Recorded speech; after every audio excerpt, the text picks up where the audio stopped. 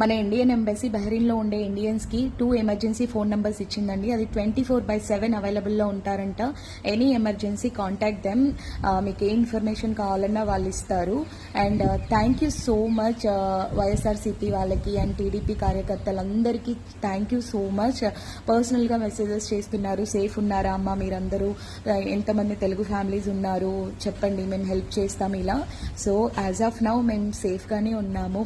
Panic అవ్వాల్సిన situation అయితే లేదు. నైట్ అంతా కొంచెం ఉన్నాము అండ్ మార్నింగ్ వరకు ఓకే.